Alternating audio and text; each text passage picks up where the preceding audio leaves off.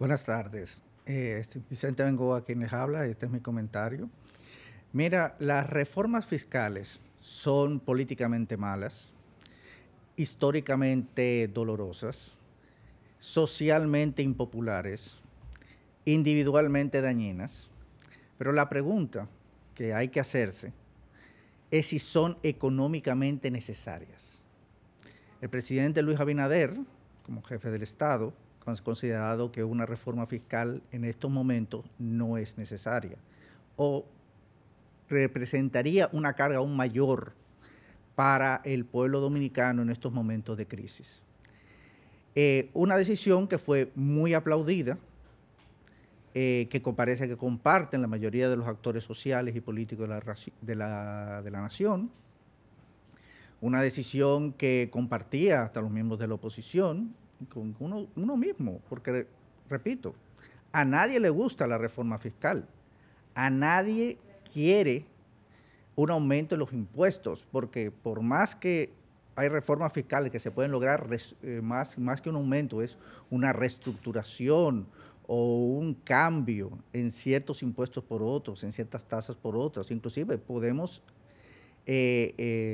bajar y eliminar subsidios o incentivos, o mover, se puede, es una reestructuración de la carga impositiva que curiosamente, y eso es algo que se ha repetido muchas veces, la República Dominicana tiene una de las cargas impositivas más bajas de la región, muy por debajo de la media.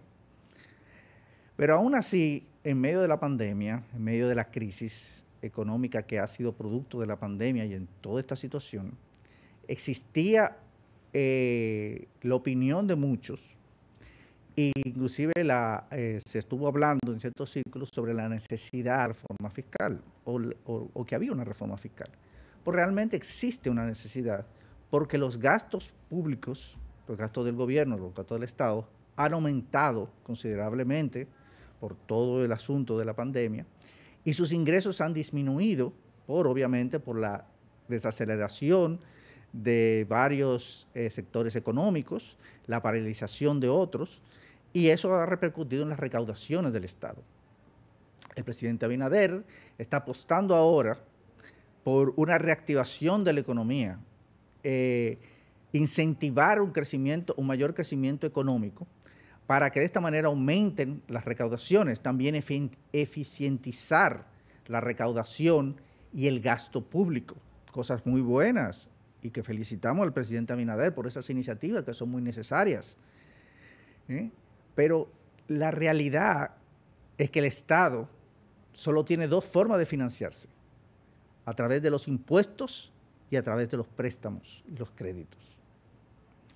Son las únicas dos formas como el Estado moderno realmente se financia. Hay personas que están hablando sobre cómo se van a recuperar los bienes que fueron sustraídos por asuntos de la corrupción, están hablando de la ley de extinción del dominio, todo muy bien. Hay ciertas industrias y ciertos rublos del Estado que aportan dinero al Estado, pero no el Estado realmente como se financia, como saca dinero para todas sus operaciones, que son miles de millones, es a través de los impuestos o del crédito.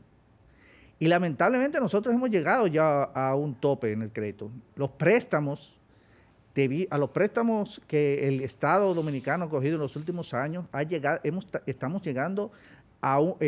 llegado a un peligroso límite. Y el año que viene, cuando el Estado se vea enfrentado a los diferentes escenarios, a las diferentes necesidades que puedan presentarse, y haya una necesidad de dinero y de liquidez, dudo, el asunto de los préstamos estará ahí, pero hay un límite para los préstamos. Y entonces, ¿cuáles son? Hay otros mecanismos que es posiblemente que se hagan, reformas y reformas. Por ejemplo, lo que están hablando del reajuste de la tarifa eléctrica. Algunos miembros de la oposición han dicho que esto es una especie de reforma fiscal sin reforma fiscal. Estamos hablando también de los precios de los combustibles y los commodities.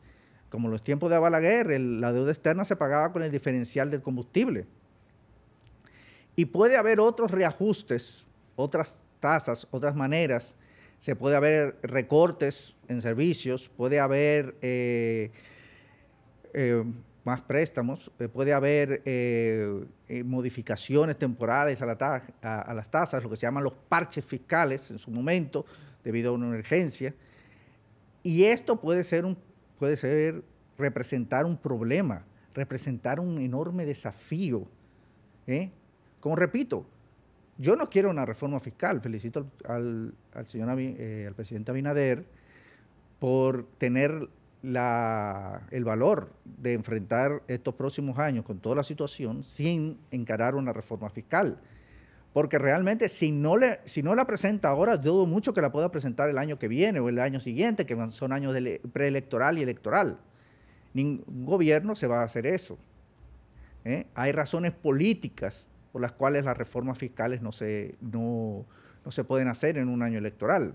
Eso es una verdad. Porque en el fondo, cuando hablamos de tributación, siempre es elegir entre dos males. Nadie le gusta. A mí no me gusta. Yo no quiero reforma fiscal, yo no quiero aumento de impuestos, yo no quiero un aumento en el gasto que uno tiene individualmente. Pero la necesidad es la que se va a imponer. El presidente Abinader está haciendo unos enormes esfuerzos, y la nación también está haciendo unos enormes esfuerzos para controlar y amortiguar los efectos de la crisis y lograr reactivar, impulsar e incentivar la economía, para que de esa manera se aumenten los gastos, los ingresos públicos. También están luchando contra la corrupción, que paralelamente es una manera de que desangra al Estado mediante actos ilícitos. Y se está recuperando. Estamos viendo que hay un esfuerzo de transparencia, de mayor pulcritud a la hora de la revisión de los contratos, de las contrataciones públicas. Y todo esto es muy positivo. Pero hay que ver si todas estas medidas, estas reformas, estas iniciativas van a tener la capacidad de satisfacer las necesidades monetarias del Estado dominicano. Estamos en medio todavía de la crisis sanitaria. Estamos todavía en los efectos, y vamos a estar por mucho tiempo, en los efectos que va a dejar y el cambio que va a producir el COVID en el país y en el mundo. Hay problemas de suministro. Muchos países han hecho sus propias reformas fiscales o han aumentado la liquidez, como los Estados Unidos, que ha tenido una enorme liquidez al mercado, que ha tenido un efecto en el dólar. Los sucesos en Asia, en China, que están teniendo su propio desarrollo industrial, comercial, que también tendrá un impacto. Los capitales, los financiamientos privados, los inversionistas privados, los capitales que se mueven internacionalmente. Todo esto habrá que ver qué impacto va a tener en un nuevo mundo, en un mundo más tecnificado, más unido, en cierta manera, pero también más temeroso por todo este efecto que ha provocado el coronavirus. Y son muchos los retos. Las reformas fiscales, como digo, no son favorables, no son populares, pero a veces son inevitables. Y si vemos en una situación difícil, en la República Dominicana es una situación difícil, con el dinero se va a parecer, en este caso, y perdónenme que haga esta comparación, el dinero es como el papel sanitario.